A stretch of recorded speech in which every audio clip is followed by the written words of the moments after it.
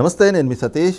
Jaganmohan Reddy media సమావేశం, మరి ఆ సమావేశంలో కూటమి ప్రభుత్వం పైన చేసినటువంటి విమర్శలు కూడా ఈ రోజున పెద్ద ఎత్తున చర్చనీయాంశంగా మారినటువంటి పరిస్థితి. మరి జగన్మోహన్ రెడ్డి కేవలం అధికారం కోల్పోయామనేటువంటి అక్కసు, అలాగే ఏదైతే గనక తన మెడకి ఉచ్చులా బిగుస్తున్నటువంటి కేసులు, ఈ క్రమంలోనే అసహనాన్ని వెళ్ళగక్కేలాగే జగన్మోహన్ రెడ్డి వ్యాఖ్యలు కూడా ఉన్నాయన్నటువంటి అభిప్రాయాలు కూడా వ్యక్తమవుతున్నటువంటి నేపథ్యంలో అసలు జగన్మోహన్ రెడ్డి చేసినటువంటి ఆరోపణలు ఎలా చూడాలి అనేటువంటి అంశం మనతో విశ్లేషించేందుకు సీనియర్ జర్నలిస్ట్ డివిఎస్ గారు ఉన్నారు. సార్ నమస్తే. నమస్తే సార్, ఈ రోజున రాష్ట్రంలో రైతులంతా కూడా యూరియా కొరతతోటి తీవ్ర ఇబ్బందులు పడతా ఉన్నారు.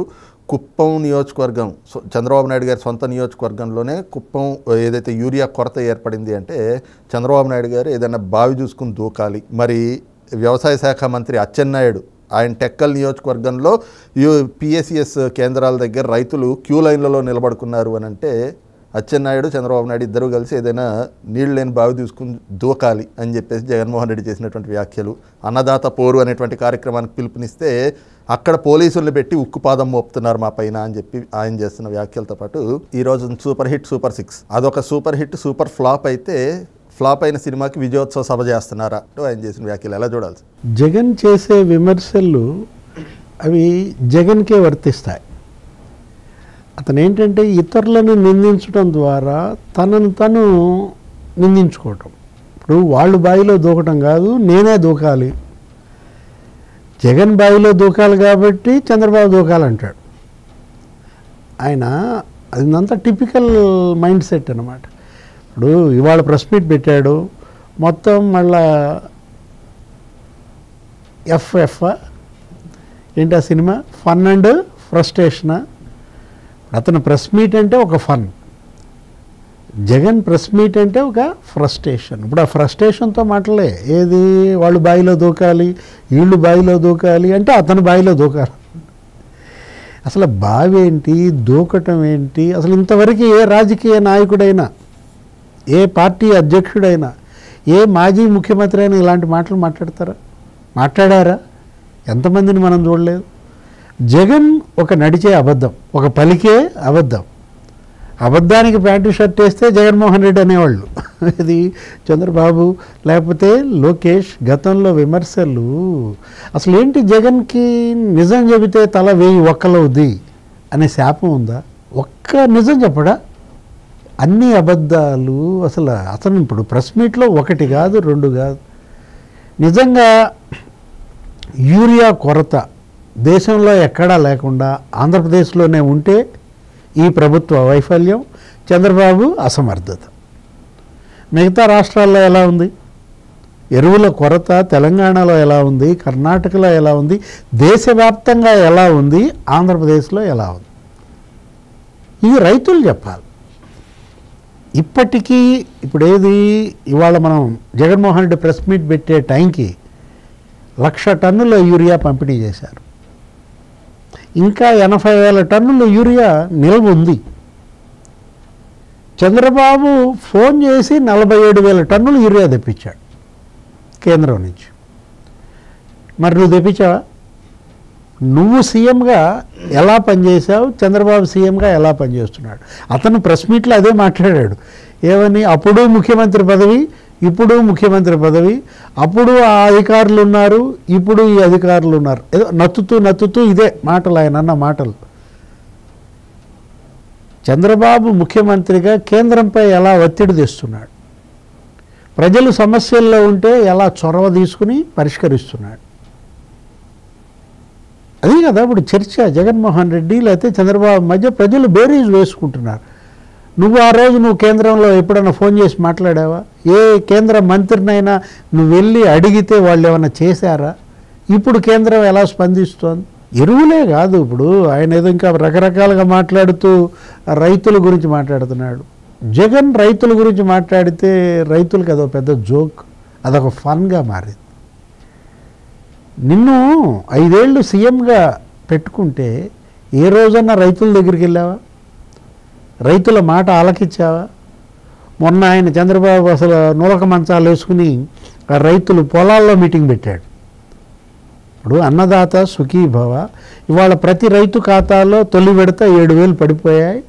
రెండో విడత వచ్చే నెలలో 7,000 పడతాయి, మూడో విడత కేంద్రం ఇచ్చే 6,000, 20,000 ఇస్తామన్నారు వాళ్ళు, మాట నిలబెట్టుకున్నారు.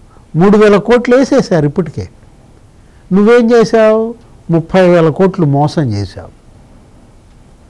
రైతు భరోసా అనే ఒక స్కీమ్ తను చెప్పింది ఏంటి ఆ రోజు మేనిఫెస్టోలో? కేంద్రం ఇచ్చేది కాకుండా 13,500 ఇస్తానన్నాడు, 6,000 నొక్కేశాడు. అదే కదా మోసం. ఇప్పుడు రైతు రథం అని చెప్పి ట్రాక్టర్లు సబ్సిడీ మీద ఇచ్చాడు చంద్రబాబు. నువ్వేం చేయాలి? ఆయన ఇచ్చిన దానికన్నా డబల్ ఇవ్వాలి. ఆ స్కీమే రద్దు చేశాడు. Drip irrigation, sprinkler irrigation Chandrababu ఏం చేశాడు? 90% సబ్సిడీ ఇచ్చాడు. నువ్వేం చేయాలి? 100% ఇవ్వాలి. ఒకవేళ ఇంకా అంతకన్నా బాగా ఇద్దాం అనుకుంటే ఎత్తేసాడు. ఎన్ని స్కీములు రద్దు చేశాడు. రైతు గొంతు నులిమేశాడు. ఒక రకంగా చెప్పాలంటే జగన్ అంటే రైతు భయపడే పరిస్థితి. ఎక్కడ పొలాలు కబ్జా చేస్తాడో. 13 లక్షల ఎకరాల భూములు కబ్జా చేశారంటే వీళ్ళందరూ 5 ఏళ్లలో. అందులో 5.65 లక్షల ఎకరాలు ఎస్సీ ఎస్టీ రైతులు. అరే అసలు భూ కబ్జాలు కాదు. ఎవరన్నా పాస్ పుస్తకం మీద ఎవరి ఫోటో ఉండాలి? రైతు ఫోటో ఉండాలి, లేదు వాళ్ళ తాత ఫోటో ఉంటుంది. జగన్ ఫోటో ఉంటుందా? నువ్వు ఇచ్చావు ఆ భూమి ఆ రైతుకి, వాళ్ళ పొలంలో సర్వే రాళ్ల మీద నీ ఫోటో అలా, అందుకు గదు పీకి అవతల పడేసింది నిన్ను. సర్వే రాళ్ళని కాదు, అసలు ఈ జగన్మోహన్ రెడ్డినే పీకేశారు. ఎవరు బావిలో దూకాలి? 151 సీట్లతో ఉన్న నువ్వు 11 సీట్లకు వచ్చినందుకు నువ్వు బావిలో దూకాలి. లేకపోతే అసలు అసెంబ్లీకే ఎగ్గొడుతున్నావు. అసెంబ్లీకి ఎగ్గొట్టినాడు. నీకెందుకు రాజకీయం? నీకెందుకు రాజకీయ పార్టీ? నువ్వెందుకు ఓట్లు అడగడం, ఓట్లు వేయించుకోవడం? బావిలో దూకాలా? ఏది? అసెంబ్లీకి వెళ్ళకపోతున్నావు కాబట్టి నువ్వు నీ 11 మంది ఎమ్మెల్యేలు బావిలో దూకుతారా? అరే నీ సొంత నియోజకవర్గం, సొంత జడ్పీటీసీ డిపాజిట్లు పోయినాడు బావిలో దూకాలా? లేదు గెలిచినాడు దూకాలా? మెడికల్ కాలేజీలంట, ఆయన కట్టిన మెడికల్ కాలేజీలు ఎదురుగా నిలబడి పైకి చూసి ఏమనాలి? ఆహా ఓహో. ఏది ఆ మండి గోడలా? నువ్వు కట్టింది మొండి గోడలు. అరే ఒక్క నీ నియోజకవర్గంలో పోనీ ఎక్కడో కాదు, పులివెందుల నియోజకవర్గంలో కట్టానన్నావు కదా, హాస్టల్ కట్టావా? 42% ఫ్యాకల్టీ కొరత, 37% ఇతర ఎంప్లాయీస్ కొరత. ఇస్తారా పర్మిషన్? సీట్లు ఇస్తారా? అంటే ఒకటి 10,000 కోట్లు అవుతాడు. జగన్మోహన్ రెడ్డి మెడికల్ కాలేజీలు కంప్లీట్ చేయాలంటే 10,000 కోట్లు అవుతుంది. అవి కంప్లీట్ చేయాలంటే ఇంకో 15 ఏళ్ళు పట్టుద్ది. జగన్మోహన్ రెడ్డి ఇప్పుడు 8,350 కోట్లు ఖర్చు పెట్టాల్సింది మెడికల్ కాలేజీల పైన. ఎంత ఖర్చు పెట్టాడో తెలుసా? 400 కోట్లు. అంటే నువ్వు ఖర్చు పెట్టినట్టు 400 కోట్లు ఆ మెడికల్ కాలేజీల మీద ఖర్చు పెడుతూ వెళ్తే 40 ఏళ్ళు పట్టుద్ది అవి పూర్తి అవ్వాలంటే. ఆహా అనరా? ఏమనమంటావు చెప్పు? ఓహో అనమంటావా? ఆహా అనమంటావా? జగన్ అంటే ఒక జోకర్గా మారిన పరిస్థితుల్లో ఇప్పుడు ప్రెస్ మీట్ పెట్టావు, మాట్లాడావు, రైతుల గురించి మాట్లాడావు, యూరియా గురించి మాట్లాడావు, మెడికల్ కాలేజీ గురించి మాట్లాడావు, లేకపోతే ఏదో లాటరైటు, ఇసుక ఇదంతా మాట్లాడావు కదా. అసెంబ్లీకి వెళ్ళి మాట్లాడు. ఈ మాటలు ఆయన ఇసుక ఆయన హయాంలో ఖజానాకి 750 కోట్లు వచ్చిందంట.